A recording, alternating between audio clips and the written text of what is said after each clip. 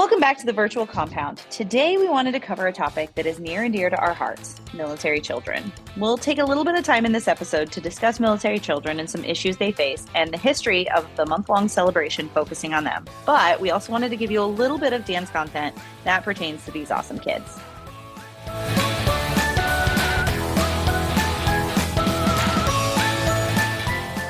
Hi, I'm Katie. I'm currently in Maryland, and I have no idea. It is 8:30 p.m. Oh, I am Amelia. I am in Okinawa, Japan, and it is 10:29 in the morning on Wednesday. So, as per usual, I am in the future. Future. And I'm Lacey. I'm in Southern California. It is 5:30 p.m. on, well, that would make it Tuesday evening. Tuesday, yeah. Mommy. Hi. Hi. Oh, and this is one of our little military children. Yes. The purpose of part of this episode and future episodes for next month. Yes. Be exciting. All of April. All of April. Oh, yeah. And now she's getting cutesy. Okay. Well, before we jump into all things military related in the month of the military child, Amelia, why don't we talk a little bit about the really incredible opportunities our girls had as dancers overseas, and because you were the one kind of orchestrating and finding all the wonderful competitions that we did. So we did, I guess, a sum total of 3 dance competitions. And twice we went here locally in Okinawa to a dance competition, and then once we went to Youth America Grand Prix, but in Japan. It is actually Youth Grand Prix Japan, and it is a fully different experience from a Youth America YAGP that I ever experienced as a dance teacher or as a dancer. And as a parent. And as a parent. Well, I wasn't a parent, but I was the parent and you've been the parent, so. Yes. Coming alive as I was growing up dancing, it's a fairly new competition. So it was a totally different experience. But it was really, really cool for these kids because travel is, we're not going to America. It's several $1,000s. And 13 hours of flight. 13 hours of a plane, like just one plane, and just one plane, not including off island. Yeah. You know, travel to America is not happening. You know, we could maybe get to Korea or Singapore or something like that, but even then, no matter where we go, we don't speak the language, and we don't read or write the language at all. So it's not like when you go to Europe and they're using Roman letterings and things are a little bit easier to figure out. It's a completely foreign world, and the way that the Japanese approach dance competitions is completely different than how we do in America, because predominantly they're ballet. There's not several different categories of genre. Like maybe you have ballet and then like a contemporary, or I think they call it like open. And what they really mean is contemporary / lyrical. Like they don't actually want you to like get up on stage and tap, which is some of the kids' strong points, or jazz, which is again some of the kids' stronger points. But yeah, it's a really, really cool opportunity that they had to compete truly internationally. Not just in an international competition, because YGP is an international competition, it's all over the world, but be the international people. Like be the people that are international for these competitions. And the local Japanese competition, every time we went, we're the only non-Japanese competitors. Well, it was one of the competitions on island. There were others, but we couldn't be a part of those because we were not a Japanese studio. Right. Yeah.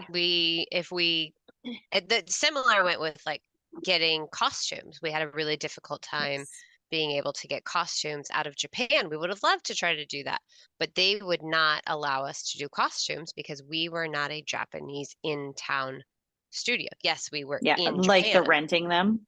Right. Yes. Yeah.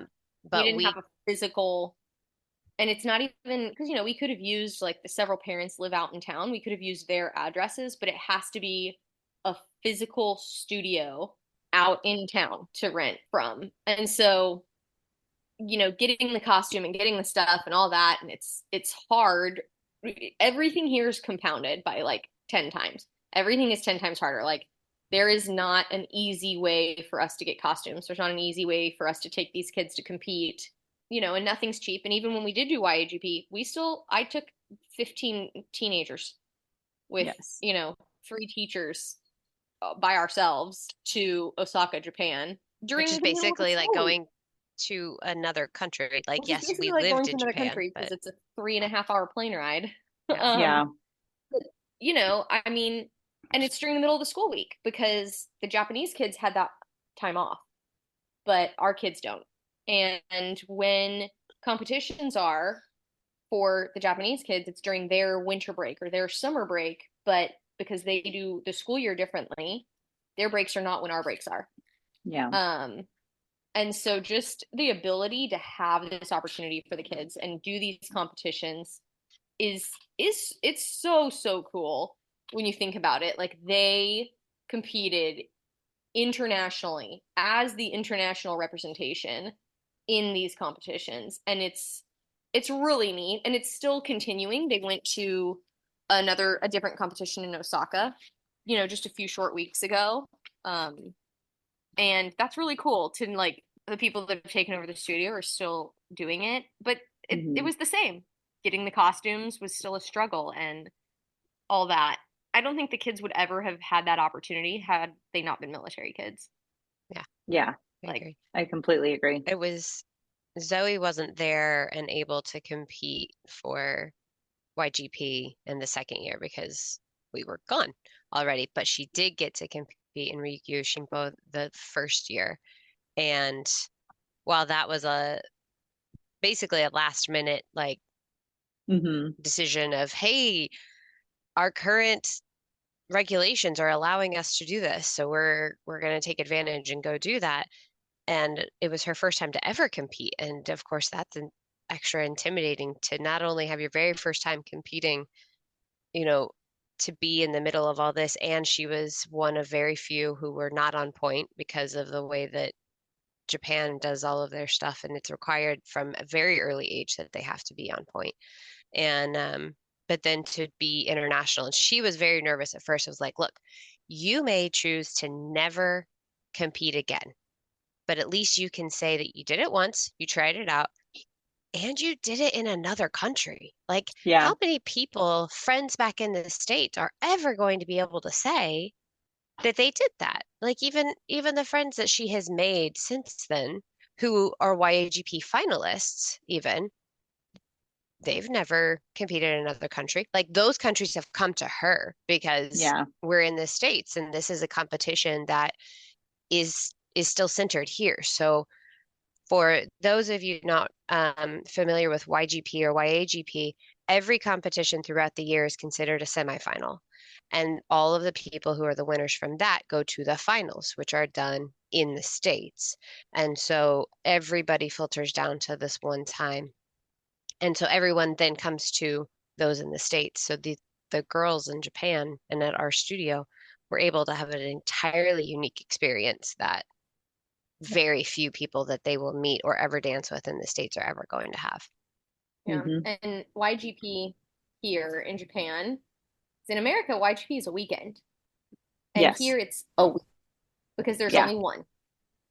It's not in different cities in Japan. There's one YGP competition for the entirety of Japan. And I remember being there, and the competition director, who I did not think was going to come, but maybe because there's only one, came and she was like, "Hi, why are you here?" Kindly, very nicely, but like literally, we're the only non-Japanese people. Like most of the event staff did not speak English. And most it was a really cool experience, I think, for the kids because one of the unique things about YGP, that's why I wanted to go so bad, is because they get to do master classes and they get taught by these people that are just like, the director of the Princess Grace Academy and like I watched his. That one was really fun to watch. just like amazing. And they get to take class with a pianist, and I mean, that's just so cool and such a unique experience for them. But all the teachers taught in English. Mm-hmm. So it was kind of cool for them to, be able to take up the combinations and also to be around how Japanese kids are trained and see how like another side of the dance world is such a cool experience for them. And from that, some of the girls do take, I think they took class out in town, and then after that experience, I think they felt like they can now take class out in town.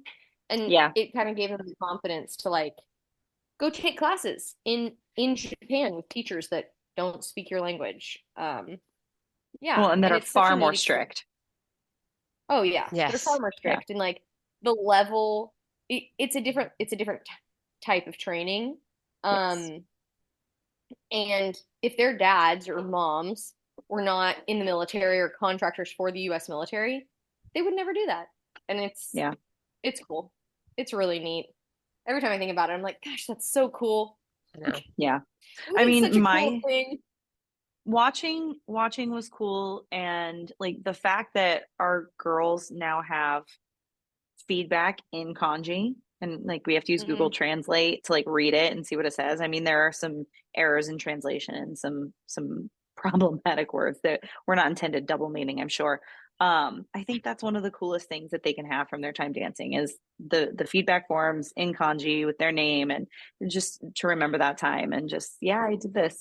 It was something not many people get to do, and here's why. Yeah. Yeah.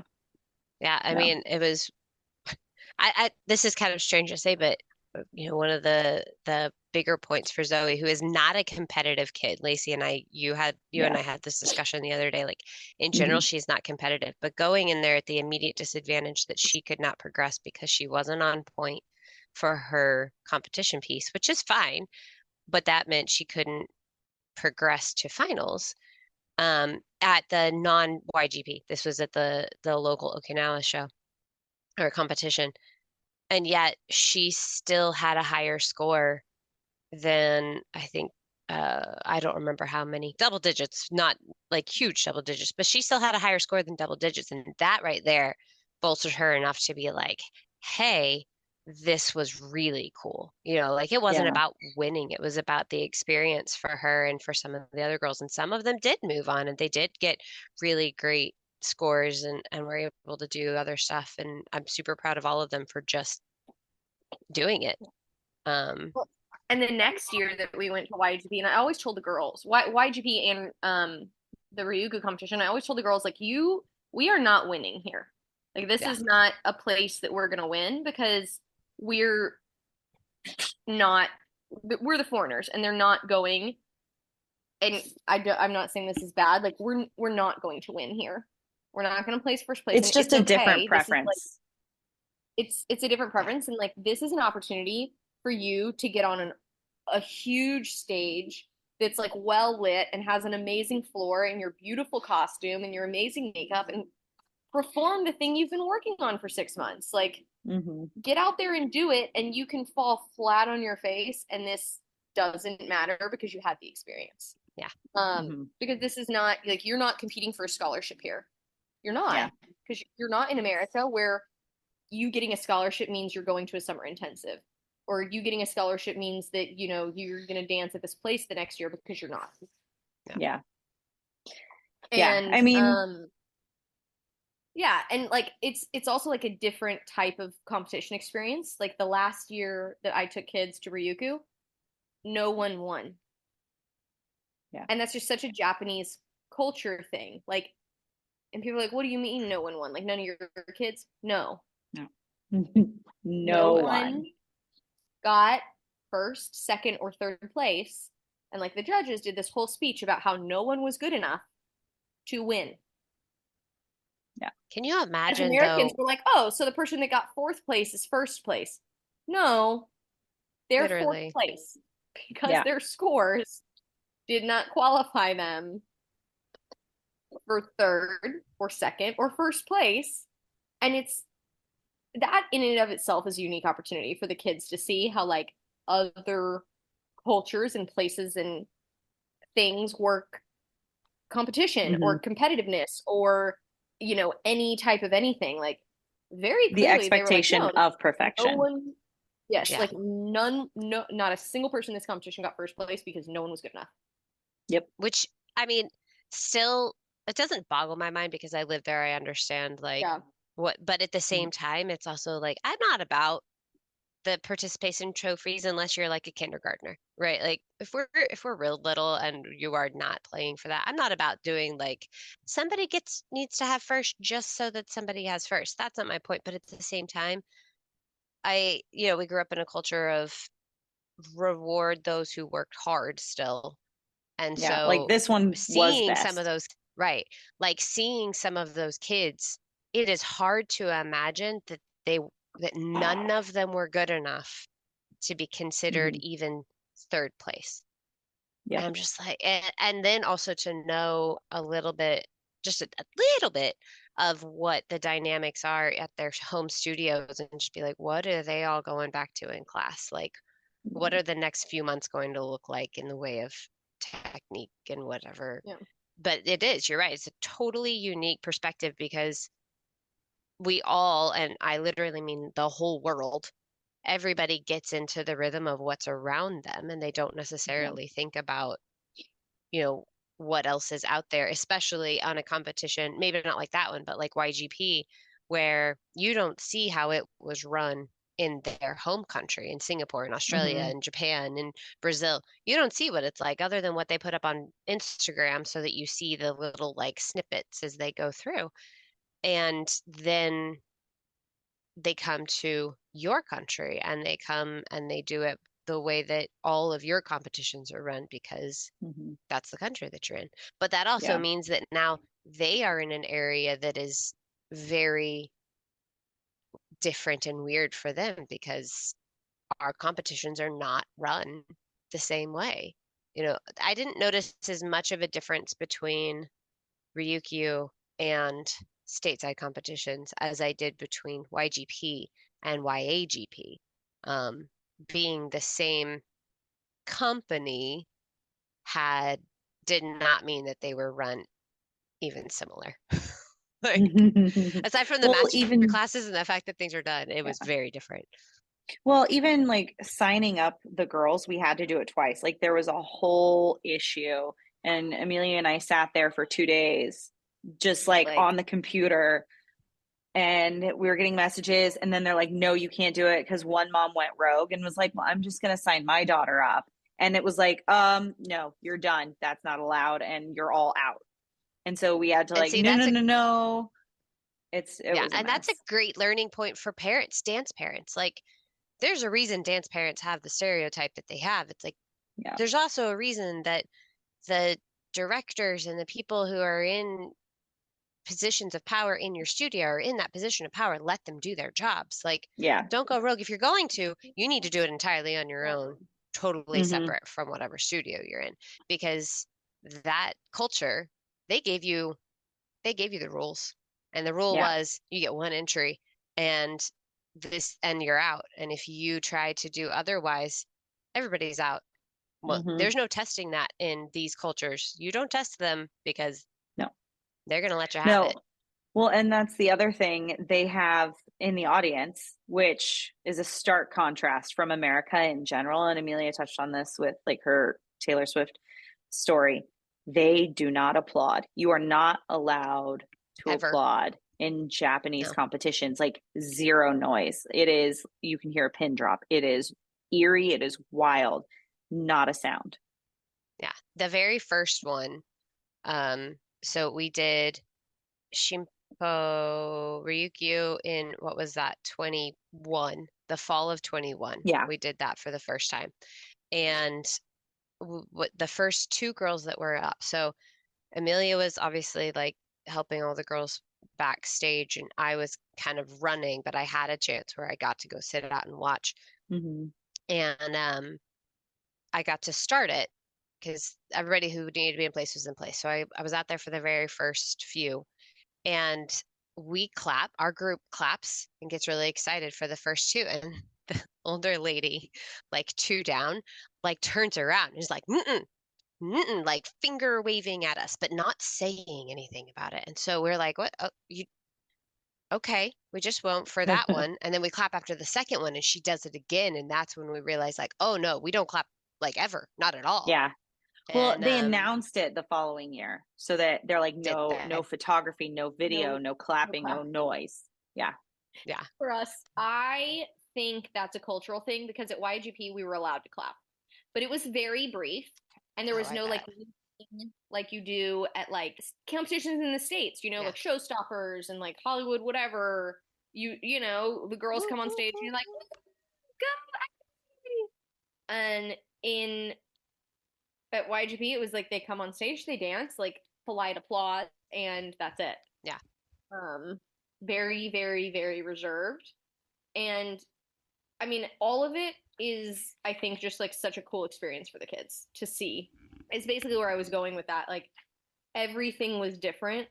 And eventually, most of the kids will go back and do a competition in America of some sort. Right. And they'll have a unique perspective because they'll have this to compare it to. And, looping it all back into the military kid thing, like they wouldn't have it. Yeah. They really Yeah. they really wouldn't, because I don't think, I mean, we saw at the mall, the closest thing that I'd seen to any type of other dance is at the mall before COVID, the Rikon Mall. They had a hip hop like competition out in the Yeah. middle of Mm. like out there where the aquarium is and that big open space. Mm-hmm. That was really cool. But it's either it's either like you're in ballet or you are in hip hop, and there's nothing else Yeah. in between. Yeah. Yeah. Oh, that would have been really funny to watch somebody get up there for their open and do hip hop. Like their That would have face, been funny. right? Their faces when our girls got up and did jazz, aside from the Russian who was like, he was bouncing his head and was like all into that jazz number. Yeah. He was all for it, but the rest of all of their faces, like even his face, because I watched him when it was her turn, I watched him, and he was he was pleasantly surprised. I don't know what his like, scoring, because he knew he was supposed to be scoring according to like the Japanese scoring. But Yeah. the rest of them were just like, "Oh, what is happening here? This is not this is not what we told them to do." Well, you didn't actually tell us we could or couldn't do this. So, Yeah. And like Yeah. not knowing also is such a thing. Like you don't know until you no. go. Yeah. And Yeah. there's no way for you to find out because this is like a cultural thing. Yeah. It isn't like because Mm-hmm. it literally says open. Hmm. And in America Yeah. that means Yeah. anything. I knew I had a sneaking suspicion that this did not mean like tap hip hop, but Right. I did not know that it did not mean jazz. Yeah. Or lyrical.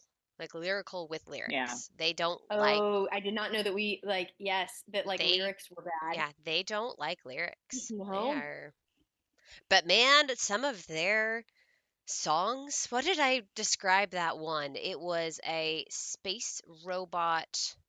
Ooh, the time guy. Yeah, yes. Yeah. It was robotic. I mean, he was robotic, but it was like this weird metallic robot space thing. I was like, I don't even know how to describe this music. It was the strangest music I'd ever heard. And then Mm-hmm. there was Mm-hmm. the girl who also did some weird robot like walking thing. She ended up placing, I think, with it, but um she walked in this like square, and then all of her other things were basically ballet to contemporary-ish music. Yes. It wasn't Yeah. Americanized style of ballet with weird angles and like weird Mm-hmm. movements and like whatever. It was, aside from her walking like a robot in a giant square, everything was ballet to funky music. Just an interesting Mm. cultural dynamic. Yeah. I mean, and to circle back and bring it all back, it's really cool. I've said it a million times, like that the kids got to experience this. And Hmm. without being Oh yeah. military kids, they would never experience this. And then I think of there was a dance documentary that came out a while ago. And one of the kids features in the dance documentary, his one of the parents, and I cannot remember if it's the mom or dad, was stationed in Rota, Spain. And so he had to train out in town because he's actually a very talented dancer, and he had to train, you know, on the local economy and experience what it is to train in a Spanish ballet studio. And you know, it's for such a short period of time that our kids do this stuff.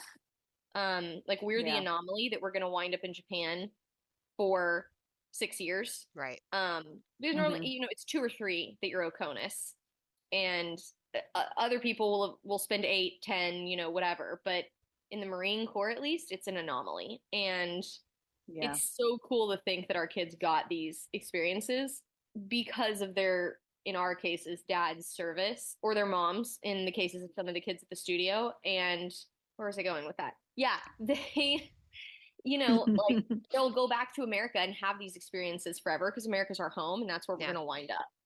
But I mean, it's one of the few perks. Like there are a lot of really difficult things that these kids have to deal with, that they actually get some really incredible perks that it by no means balances it out, but it absolutely makes it more livable. Oh, yeah. I mean, like, hey, you're going to relocate from all your friends and everything you've known for 3 years. And when you think about it, like 3 years for a kid, like, you know, if it was us when we moved out here, Claire was 2. And when we left, she would have been 5. And that's like turning 6. That's like a completely different child. Yeah.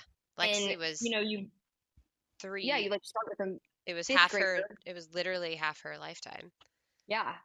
You start with a 5th grader entering 5th grade in some cases, and you leave with a kid that's going to high school. Yeah. And they're completely different children, and they've lived, you know, a life somewhere else. And that, like you had to leave all of your elementary school friends, and now you have to leave all of your middle school friends. And uniquely Oconus, everyone's leaving. Right. But in America, not everyone's leaving. Like some of these kids are going to know each other from kindergarten to high school. Yeah. And sometimes if you're in a small town like mine, you're forever. You may not leave, or you may not go more than 50 miles away. Like you know, the university was 12. So, and that was from like people who lived south of town. It was not far. Yeah. That's like where I grew up. Yeah. Let's talk a little bit about the differences in the makeup style. So I was actually thinking about this randomly before we saw this, but I was thinking about this the other day, and eyeliner. Oh, it was when Amelia was talking about winging eyeliner. But then I started thinking about the fact that many, and I will say a broad span of Asians do divided eyeliner. And I'm wondering. I saw that here. I saw that at a not Icon. That was just the last weekend. Whatever competition I told you all I went to the beginning of the month. Yes. I saw a few girls, and some primarily Asian, but there I think were a couple of like non-Asian girls that had that style eyeliner, and I was floored. But I mean, social media has kind of brought the whole world together. Right. So it makes sense. But the makeup was the most drastically different thing, aside from knowing how much they spend on their tutus for the teeny tiny little ones. Teeny tiny. There. But I mean, they take it very seriously. But the makeup was one of the things that I really thought was an interesting difference. Yeah. I mean, but people in America spend that on tutus. They're, you know. They do. They do. Some of them do. Out. It's not, I don't know that it's like the same like number or like the same percentage. I feel like the Japanese kind of are a greater percentage of like all in. Yeah. At teeny tiny tutu sizes. Yeah, that's probably true. I mean, I would probably go to like general, like do Weissman's or Wish or something for if I had Lexi in it, and go get a tutu from them versus like the custom ones that we're getting for the bigger girls, because she's going to outgrow it before the end of the season. Like, did you, Lacey, did you get to go into the holding rooms, like the dressing rooms for Ryukyu? I did not. I chose not to. I had the baby with me. And I mean, like I saw them, I walked past them. Like they weren't very strict, I guess, or they weren't like they're off in the distance, had their whatever. Little, like, so but Katie, they put us in our own room. which I find interesting because the first year, I mean, they had everybody together, and we had girls who were making friends. Like they ended up like swapping Yeah. information, and yes, there was a language barrier, but again, it comes down to that experience. And she was determined to breach this barrier, and they did, and they figured out Yeah. between what little words each one knew, and then Google Translate sitting there talking to each other, and they had a good time. And so it's sad that they put you in a different room. I'm assuming that I'm just going to put out the unpopular opinion. I'm going to assume that that was local parents and studio requests that we be separated. Probably. I think it was because we were super close to the stage. And so I actually think it was a language barrier thing. So they could find us Oh, because there was no way for us to know because we didn't have anyone to translate with right. us.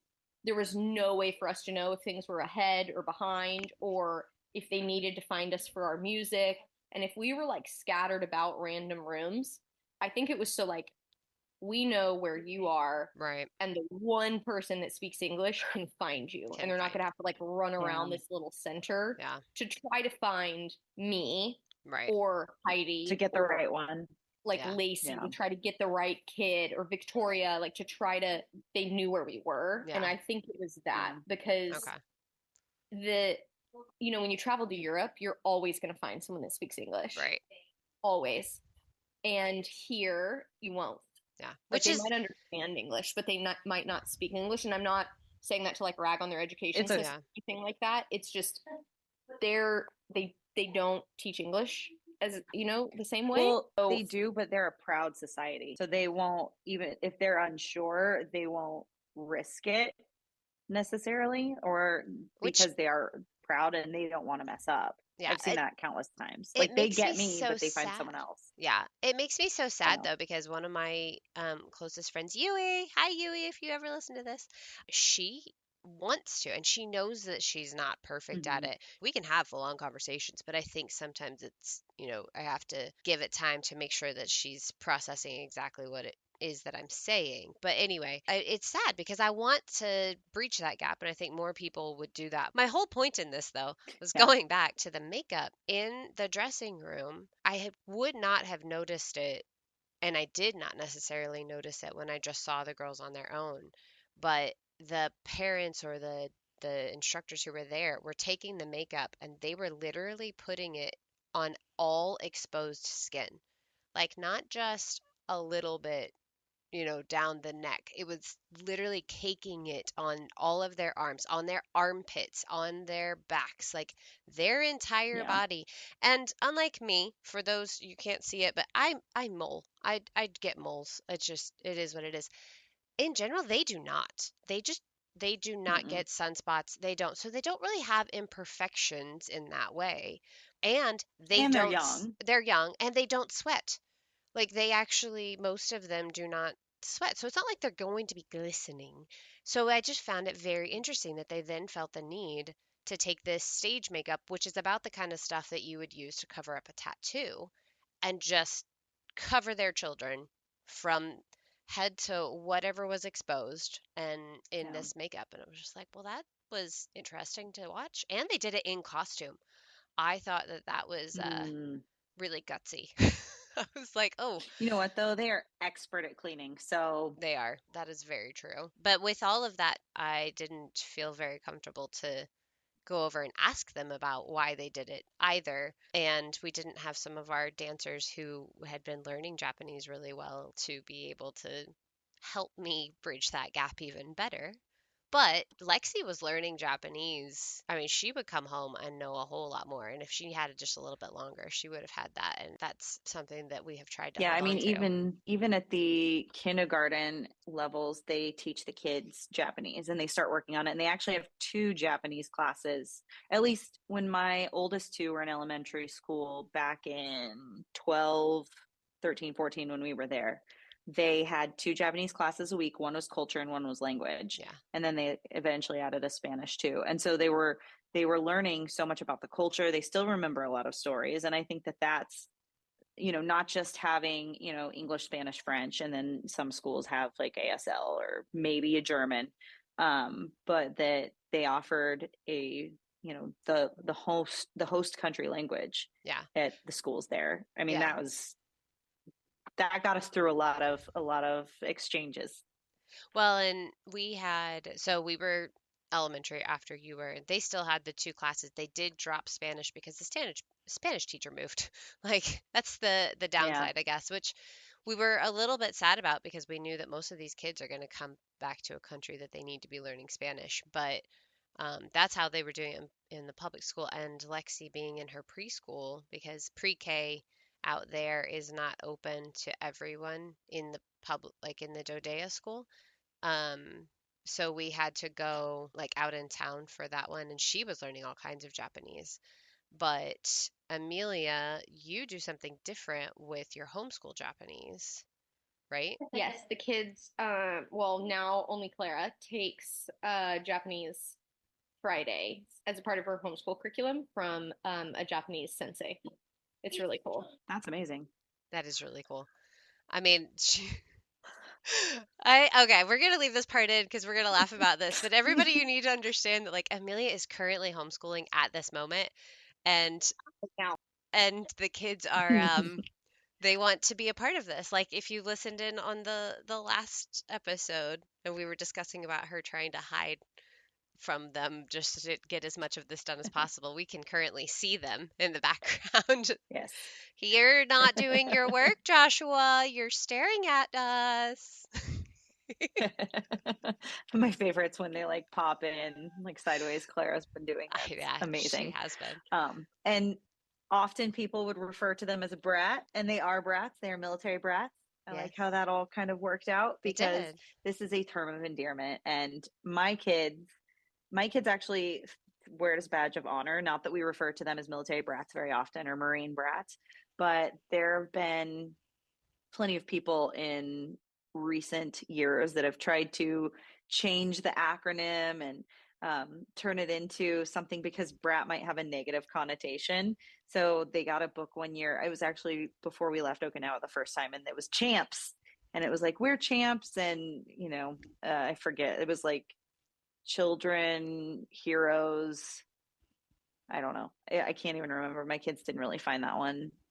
Very they didn't like that one. Yeah, they weren't amused. Zoe has an interesting feeling about it, or she did. I'll have to ask her. She liked the term when said by someone else who understood the life, or at least understood her better. But having somebody else, now granted, this was at least 2 years ago that we talked about. We were in Okinawa last time we talked about this, so she would have been 10-ish, 9 or 10. But at that time, that's how she felt about it.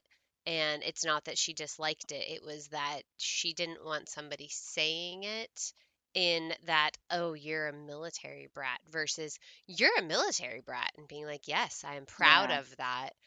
She did, along with that, though, she felt a similar feeling the other day. We went to see the movies. I know this seems like a tangent, but it actually somehow, in the way she explained this, went to the same. And we went to the movies here in town, and she was sitting there and she's like, I feel like I need to be standing up for the national anthem. And she felt so out of place not doing it. Because when you go to the movies on base, they do the national anthem before every movie. So you can't like get settled with your food because you have to stand back up. Yeah. But it was somewhat of a similar thing. She felt like it was a badge of honor. It was something that meant that she was somewhere that she could relate and she was comfortable, or it's something that she, when certain people say it, that she feels very proud of it. But if you say it in the wrong way, I mean, brat, right? Like it can totally be done in a wrong way, but it was just, she's similar. Do you use it with either of them in the military brat affirmative way? I don't think so. Like almost never. Do they know it? No. No. I think because like everyone in our circle is military, so it's like never been, and like they're homeschooled, and they're homeschooled in a where everyone is military or like contractor or like. So no, I don't even think they know it because their whole lives have been like on a military base or like so like it's so strange to think that like they don't actually have much civilian interaction. Right. And when they did, they were like Yeah. tiny. Yeah. So there was Yeah. no reason to ever be like, y'all are military brats. Not that I don't have any problems with the term one way or the other. And I actually most frequently hear it from like adults Yeah. when they're Yeah. describing And their own, like, oh yeah, well, like I was a military brat. yeah. Not like And describing that's, their I mean, children, describing like them. Them. Yeah. and that's an older term. Like the first time my kids ever heard it, I mean, we've never really referred to them as brats unless, they're being bratty. Right. I kid. But the first time they ever heard it, they were probably like, our oldest was probably 6 or 7, and we were in like the DC area, and we were like talking to an old veteran or something. It might have been at the commissary or the grocery store somewhere. And they were like, oh yeah, oh, then y'all are military brats too, or something. And so we had that discussion. So that was kind of like the first time my kids really heard it.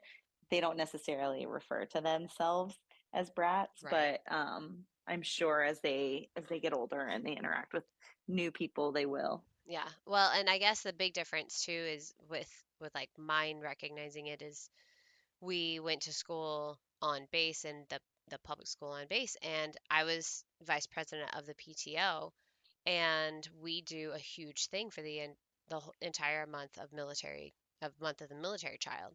And I remember Yeah. seeing, and so we make a point. We don't put a bunch of like military brat stuff around because it's the school and that still Hmm. falls in the like whatever. But I do remember seeing stuff that same month at the exchange, and there was this little purple, because purple is the color of the military child.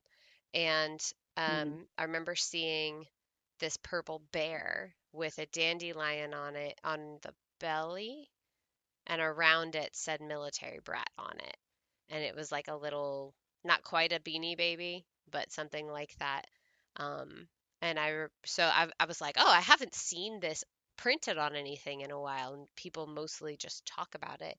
So I guess that's a big difference, is mine recognize it because they were in school with it, and at home school, you're not necessarily doing stuff for the month of the military child at your house. Like it was external coming in versus being internal going out. I don't know if Yeah, that's the right way but to I put it. think that all the duty stations, not right now, baby, all the duty stations on Okinawa kind of make a big deal about the month of the military child. You see purple everywhere you go. At every store, Hmm. they have, displays, and they have items and shirts, and the schools make a huge deal out of it. And so Yes. that's really where I've seen the most of it.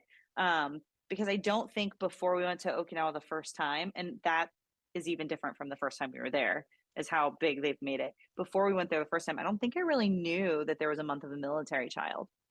But one thing I do know about our time in Okinawa, the first or second, is that I want to commemorate that for my kids. And one of my friends from childhood has this amazing shop where she makes handmade jewelry, ornaments, all kinds of things. And she has an ornament of a compass with Okinawa sand. And it even has like a little bit of that purple for Month of the Military Child. And it's one of those things that I can get for my kids. I know it's from another military spouse, and it's something to commemorate and remember their time there and kind of hold on to that. Not only because it was Okinawa sand, but also because it's a compass, which, you know, it kind of represents our nomadic life, that we're just constantly in motion. Yeah. Do you mean the Here There boutique, which is awesome because you were telling me about this and I love it. I was looking at her new line, it's Northern Lights, right? That's the name of her new line. I don't Hmm. want to get it wrong. Yes. I was trying to explain this to my mother-in-law the other day, actually. I really love it, and I know that it's not Okinawa specific, but like its colors are like my thing, and it's Zoe's Hmm. thing, and so for her, um, I think that she would love it just as much, even if it was from Alaska, and maybe because it's from some place that she hasn't been yet. Though there's a bit of an inside joke with that will be a story that I tell you off of microphone. But my friends who know, and my family too, and we will have this discussion another time. So it would just be really ironic if I ended up giving her something from Alaska that was like her favorite colors. But There was a pendant necklace that is her like three-tone, and it has purple and teal and stuff Mm-hmm. in it. And I really like that. And Mm-hmm. I was thinking about getting her that and me like matching earrings. And then as Lexi gets older, maybe getting something too. But I'll probably be going Yeah. to Here Their Boutique on Etsy to get some Yeah. awesome stuff soon. You can follow her on Facebook and Instagram too, but she's amazing. Like I said, she's a fellow military spouse. We grew up together. I mean, we were little. It was before kindergarten, I think, because I remember going to her house and like our sisters cheered together and we were both like the tag along siblings. We were much younger and she became a military spouse as well. And we've never crossed paths. Her husband's in a different branch, but they're actually going to Japan this summer.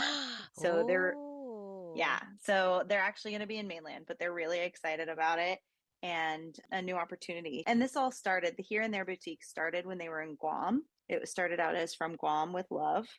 And then they moved to Alaska. So she changed it because, this nomadic life, you have to alter and adapt.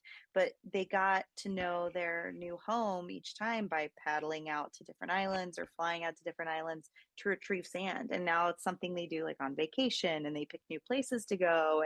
And then they that's have so like those like yeah, they have those pieces to make these pieces of jewelry and what are they called? Ornaments. cool. Ornaments, yes.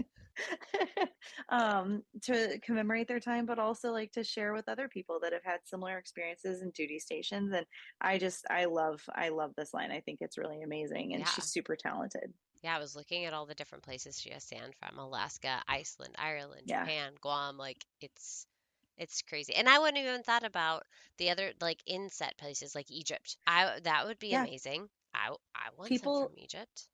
Yeah, people send her sand. I can't say that she does custom orders, but I believe that she has. Maybe we can talk her into making some military child stuff for at least for our kids. Like we could do it, right? I do have thoughts and hopes, but that will probably be like in a year when they're settled in Japan and Right. because I'm sure it takes some time, but I would love to have her on the show later on too. That'd be She's super fun. that'd be super awesome. So that's the Here and There boutique. Like I said, you can find her on Instagram, on Facebook. She has a website, but if you want to order from her, it's Here There Boutique on Etsy. Anyway, getting back to Month of the Military Child and what we were talking about, all this to say, when we were living in Japan, I had no idea that Month of the Military Child was a thing, and I owe that all to the Didea schools the second time around. I didn't either. I mean, I didn't until Yeah. I don't even think that when Zoe was in school in Quantico, which is also a Dodea school, one of the few Mm-hmm. in the States. I'm not sure if they made a big deal of it like we did in Oki, but I think part of the reason that we did in Okinawa is because we were in Okinawa, so far away from Yeah. family and other things that it's like we need to give the kids the recognition for living on the other side of the world from their Mm-hmm. families and from all of this stuff. And while they get all these experiences, they're still being pulled out of their norm to create Yeah. a potential new norm. Yeah. Well, it blows me away. I mean, we've been married for 20 years and our oldest is 18 and Month of the Military Child began in 1980, which just, I had no nexus to the military Yeah. growing up. I had, some service member families. Uh-oh. One of them is angry. Uh-oh. She can come to me, bud. Um, but I mean, once we were married, it was around Camp Pendleton. We were in Okinawa. We were back on Pendleton, Yuma, all the places. But I didn't really see anything. No, baby. You're not going that night. Are you ready to go, Nanay? You can tell her what color your flowers are. What color is it? Purple. Purple. Yes. Look, I have on purple Purple. shirt for Month of the Military Purple. Child early, so we can talk about it. Woohoo. Yeah, and I mean, I learned something new. I didn't know why purple is used. Yes, please tell me. Did you know why? If I do, I have forgotten it. So it's purple is to is considered a color of unity, but also because it combines blue for Air Force and Navy, green of Army, and red of the Marine Corps. And I don't know how green goes into making purple, but I don't know, I but mean, now I need to maybe the go Army get some is only green, paint. but I need to go get some paint right, and mix them and see if I can make purple out of that. I was gonna say maybe the red, white, and blue from the flag, right. That would make the most sense. But right? yeah, it's specific to uniform colors. Okay. So I thought that was kind of interesting, but also, I mean, it's a good one. And It is. okay, No, I love yeah. that. That's an awesome thing. I have just been informed by my fact checker and personal Google that purple means joint, and it is how the military like is represent, or it's how we represent the joint military service. So Okay. the article that I read from, what is that, defense.gov about month of the military child to get my facts and information, left out that part. Oh, But that's very interesting. my personal Google, which is my husband, just told me that the purple means joint. Thank you, husband. Thank Space. you, dear. So all this talking about, military kids and the unique opportunities that they were presented here in our own personal experience. April is actually the month of the military child. And in April, all of our episodes will be about military kids and what their life is like. From their unique perspective, too. It'll be a Oh, very. yes. Let's move into What you may not know. We've got a few little things and tidbits to share with you, some pertaining to this episode and some not. Yeah. But we have vast knowledge and you need to know it. So we're going to tell you. Lacey, tell us yours. Oh, me. Oh, okay. So in learning a little bit more about Month of the Military Child, I learned that the term military brat was coined, obviously referring to military children, but there's not clear etymology of this title. The earliest findings from my research, my Google might be listening and will probably correct me, it's from a book written in 1921 stating that BRAT stands for British Regiment Attached Traveler, referring to family members or what we call dependents today. And, it's an endearing term that has continued to stick with them. Other people will say barracks rats, or there were a couple others that I didn't think were as good and I did not original know as this one, that. but yeah, I love yep. that. British I mean, Regiment Attached Traveler, people another can, acronym. yeah, another acronym, right? It all comes down to the acronyms. Always. Huh. Look in there. I mean, it makes sense. Yeah. Amelia, please enlighten us with your very interesting So information. I'm gonna go off the like dance thing, and keep it in the dance realm. And what you may not know is that point shoes are actually paper mache. They are like a type of paper and glue. Lots of them. Mm-hmm. That is what point shoes are really made of. They're actually not made of like wooden blocks like everyone thinks. Mm-hmm. But yours and were. you can bring them back to life with more glue. You can bring them a little bit back to life with more glue, yes. Mm-hmm. To preserve their life, you can jet glue them. Super helpful when you have two dancers. Right. Yeah. However, there is a video out there. Don't do it to your shoes, where a girl is washing her shoes, like underwater, running water, but she is doing it with Gainer Mindens, and those are plastic shoes. So please don't go wash your shoes because, like Amelia said, they're paper mache and they will never work again. You cannot bring those back to life with jet glue. Oh man, that's bad. Right? Although I get why some of those girls would want to wash their shoes. Oh, the smell. Mm-hmm. That's why bad. Amelia stopped keeping the basket of point shoes in the studio. Oh, I bet.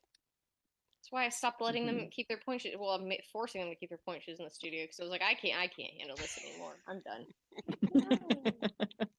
Yes.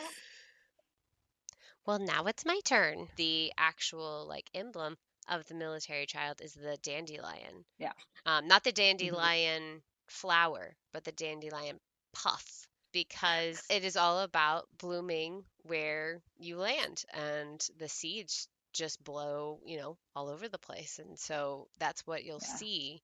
While it can be an annoyance, the dandelions actually, do you guys know how deep dandelion roots grow? Yeah, I've pulled those suckers out. Yeah, you have to dig down. They're like 6 to 18 inches deep. You have to dig them. And so that is part of the reason why the dandelion puff is considered to be for the military child, because they root. It's about really like bringing yourself into where you are. Exactly. And that wraps up this segment of What You May Not Know. Thank you for joining us again today. Please stay tuned for more episodes all of April detailing what we think is unique and important to share during the month of the military child. Follow us at the Virtual Compound Podcast on Instagram and Facebook for more bonus content, and drop in to say hi. My gift to you is absolving you of buying a Leo. Katie, you haven't missed anything. We haven't even started yet. Blame the children. I just assumed that this was part of the conversation. No, it was me bribing the kids with sending their Christmas presents tomorrow to be silent.